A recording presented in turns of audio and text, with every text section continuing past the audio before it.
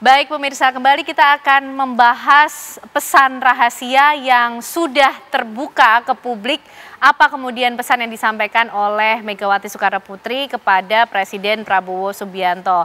Mas Astrio, kalau kemudian ancaman realnya nih sepertinya banyak dari luar. Ekonomi tadi yang disampaikan oleh Prof. Burhan.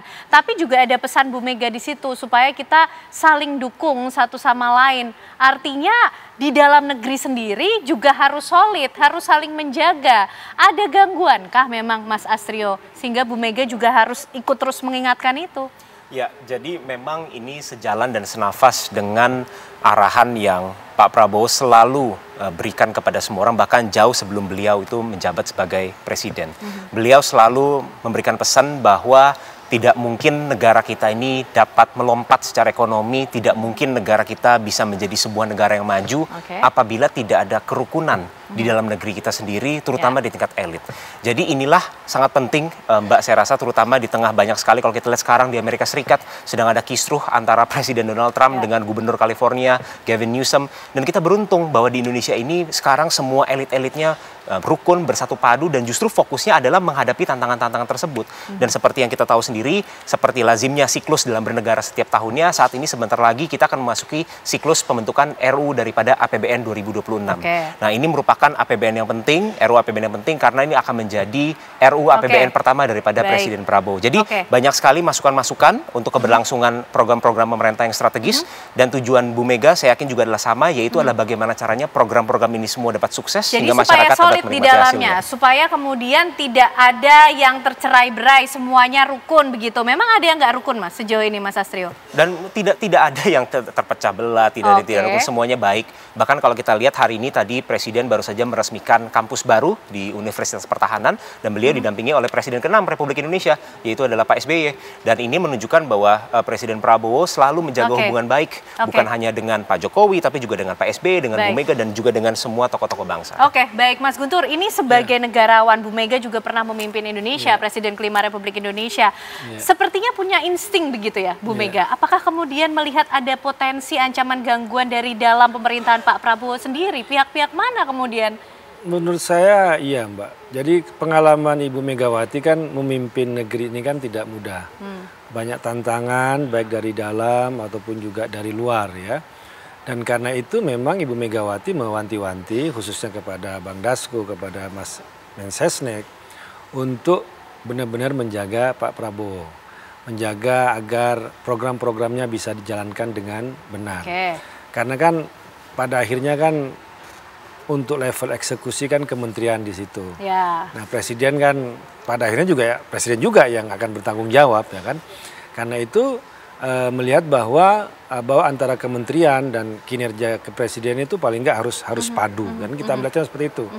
Karena dari situ kunci keberhasilan dari pemerintahan Pak Prabowo ke depan. Nah, kalau melihat soal tantangan, saya setuju dengan apa yang disampaikan oleh Prof. Burhan tadi ya, bahwa tidak ada kalau potensi politik untuk katakanlah ingin mengganggu pemerintahan Pak Prabowo itu kami katakan tidak ada. Malah mungkin yang menjadi catatan yang sangat serius itu adalah persoalan ekonomi. Ya. Kemudian juga soal yang lagi rame, soal tambang. Misalnya. Kan ini kan opini di publik itu kan sangat kuat ya. Jadi menyoroti bagaimana kinerja pemerintahan di bawah Pak Prabowo, menteri-menterinya bekerja begitu. Jangan sampai presidennya itu ingin bekerja keras, ingin sukses. Nah, level yang bawahnya itu tidak sejalan. Nah, itu yang saya kira menjadi perbincangan yang serius menurut saya. Karena ini kan pengalaman Ibu Megawati pernah memimpin negeri ini. Bagaimana menghadapi menterinya, bagaimana melihat kabinetnya, dan bagaimana program-programnya itu bisa berjalan dengan lancar. Saya kira lebih tepat ke situ kalau bicara soal apa masukan atau bisa dikatakan nasihat dari Ibu Megawati terhadap Mas Mensesnek sama Bang Dasko yang datang ke beliau. Baik. Mas Astrio, ini kan Bu Mega mendukung lah jalannya pemerintahan Pak Prabowo meskipun sejauh ini masih menjadi mitra strategis di luar pemerintahan. Tapi kan sudah semakin intens sepertinya ya pertemuan antara Pak Prabowo dan juga Bu Mega begitu. Dari dulu juga sudah kawan lama, sahabat lama. Apakah kemudian kita juga nanti akan melihat pendekatan ini akan semakin intens, merangkul betul-betul PDIP untuk masuk ke dalam pemerintahan begitu sebagai bentuk dukungan yang solid, utuh? Pertama yang harus kita catat adalah dalam konteks mendukung pemerintahan itu kan tidak harus berarti berada di dalam pemerintahan. Dan bahkan hari ini kalau kita lihat di DPR sendiri, dukungan yang diberikan oleh PDI Perjuangan itu juga untuk program-program revisi undang-undang, katakanlah, itu semuanya berjalan dengan sangat baik dan dengan sangat konstruktif. Jadi ini merupakan bentuk daripada bernegara yang baik. Pesan utamanya tentu saja adalah tadi seperti yang dikatakan Bang Guntur, ada tantangan terutama bukan ini dari global dan juga dari tingkat lokal, itu adalah terkait tantangan kita di sektor ekonomi. Makanya mungkin salah satu bagian yang juga dikomunikasikan adalah efektivitas. Kemarin pemerintah baru saja mengeluarkan stimulus ekonomi senilai 24 triliun. Nah, ini hal-hal ini kan tentu saja semuanya perlu kita mendapatkan masukan-masukan konstruktif supaya program-program ini tepat sasaran dan juga dapat efektif. Nah, Prof. Burhan, ini supaya lebih tepat sasaran program-program dari pemerintahan yang dipimpin oleh Presiden Prabowo Subianto, dan sedari awal Presiden Prabowo Subianto kita ingat betul ingin merangkul banyak pihak. Termasuk juga kita akan melihatkah ujungnya PDIP juga akan betul-betul dirangkul oleh Pak Prabowo, Prof? Ya, sejauh ini PDI Perjuangan memang masih secara formal berada di luar pemerintahan, tetapi perilaku politiknya secara umum sangat suportif terhadap pemerintahan Pak Prabowo. Jadi kita tidak melihat PDI Perjuangan seperti pada masa Pak SBY, meskipun sama-sama berada di luar kekuasaan antara zaman Pak SBY dengan zaman Pak Prabowo. Artinya, secara politik sebenarnya Pak Prabowo mendapatkan dukungan jauh lebih kuat dibanding presiden-presiden sebelumnya di DPR.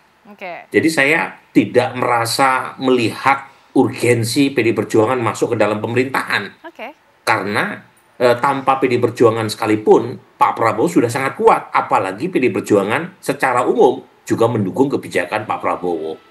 Jadi untuk demi kebaikan demokrasi, PDI Perjuangan kita dorong untuk tetap berada di luar. Justru sekarang ini ya, masalahnya bukan di politik. Masalah pemerintahan Pak Prabowo sekarang, PR besarnya itu di ekonomi. MBG 171 triliun ya Pak Trio ya. Itu serapan anggarannya sampai Mei kemarin itu baru 3%. Kecil sekali. Ya. Padahal kita punya ekspektasi MBG ini bisa mendorong ekonomi lokal kan. Nah kalau serapannya kecil tentu punya efek.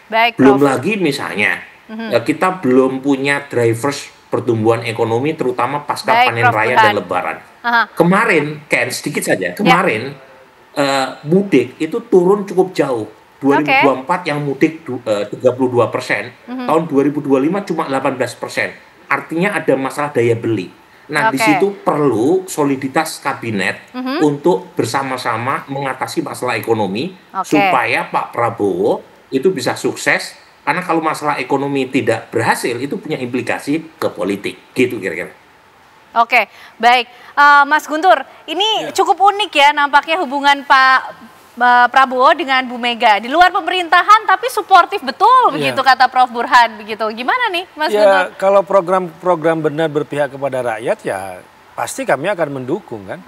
Namun kami kan tidak menutup juga bahwa tetap ada kritik, misalnya kepada kinerja kabinetnya Presiden Prabowo, kepada menterinya misalnya kan dilihat misalnya di komisi-komisi di DPR, kritik-kritik juga yang disampaikan oleh anggota DPR RI dari PDI Perjuangan, dari komisi-komisi ke beberapa menteri yang memang di situ kita lihat ada persoalan ya kan, minta kejelasan, kan itu juga tetap disampaikan. Tapi sekali lagi ini kan bagian bentuk cintanya Ibu Mega kepada Pak Prabowo kan. Itu juga NKRI ya. Terhadap Indonesia. Karena seperti tadi yang saya sampaikan, jangan sampai presidennya itu ingin maju, tapi yang di bawahnya justru malah nggak bergerak, atau malah mundur. Nah ini di situ yang perlu dilihat gitu loh. Jadi disampaikan juga oleh Prof. Burhan tadi, memang posisi untuk PDI Perjuangan sampai saat ini benar masih berada di luar pemerintahan, dan kami kan ingin memberikan masukan-masukan yang konstruktif ya, bukan asal beda membabi buta. Kami tidak mau melakukan hal itu. Kalau memang harus ada kritik, ya harus kritik. Misalnya revisi Undang-Undang TNI, mana yang bisa kami berikan masukan, bisa kami kritik, ya kami sampaikan gitu kan. Tidak semuanya harus diterima. Oke, Mas Astrio, ini PDIP sebagai mitra strategis di luar pemerintahan menyampaikan kritik kepada pemerintahan itu sifatnya membangun lah ya, karena melihat Presiden Prabowo sepertinya punya semangat betul ingin maju, tapi jangan sampai level di bawahnya ini nggak kompak, nggak solid, langkahnya beda sama Pak Prabowo. Ini dijawabnya nanti ya, Mas Astrio ya. Sesaat lagi pemirsa, kami kembali untuk Anda.